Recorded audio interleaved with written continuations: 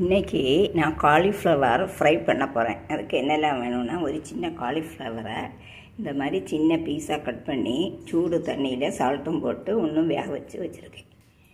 ஒரு பெரிய வெங்காயத்தை நீளமாக நறுக்கியிருக்கேன். 2 பச்சை மிளகாயும் 2ஆக கறி வச்சுருக்கேன். கொத்தமல்லி கீரை அதுவும் ரொம்ப பொடுசாக கட் பண்ணியிருக்கேன். கடாயில் 2 டேபிள் ஸ்பூன் எண்ணெய் ஊற்றியிருக்கேன். எண்ணெய் சூடாக இருக்கும்.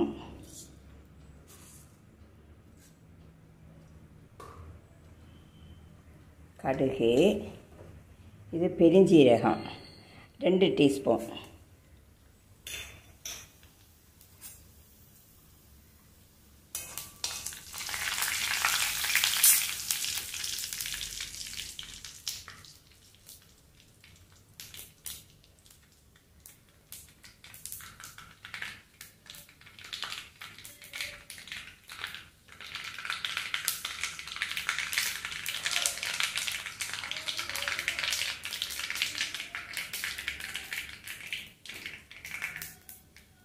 கருவேப்பிலை, வத்தல் மிளகாய்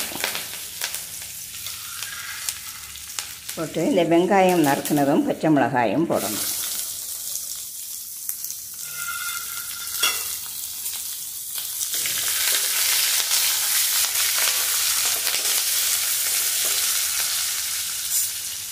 அது கொஞ்சம் வதங்கினதுக்கப்புறம் இந்த காலிஃப்ளவர் நறுக்குனதை போடணும்.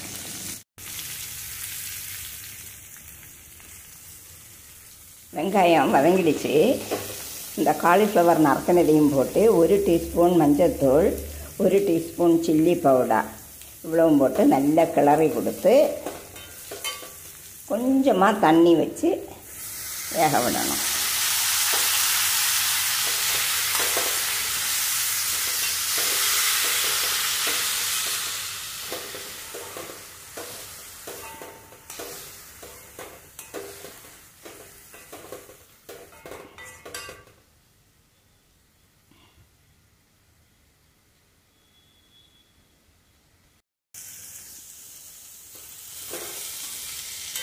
கொஞ்சம் சால்ட்டு குறைவாக இருக்குது, அதனால் 1 டீஸ்பூன் சால்ட்டு போட்டிருக்கேன். அப்புறமா கொஞ்சம் அரிசி மாவு அதை தூவி கொடுக்கணும்.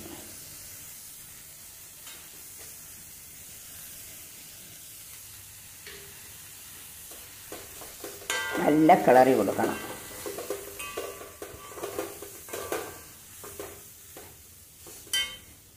இந்த கொத்தமல்லி கீரை நறுக்கி வச்சுருக்கேன் இல்லையா, அதையும் கொட்டி நல்ல கிளறி கொடுத்து ஒரு 2 மினிட்டு அது ஃப்ரை ஆகுது வரை வச்சுருக்கணும்.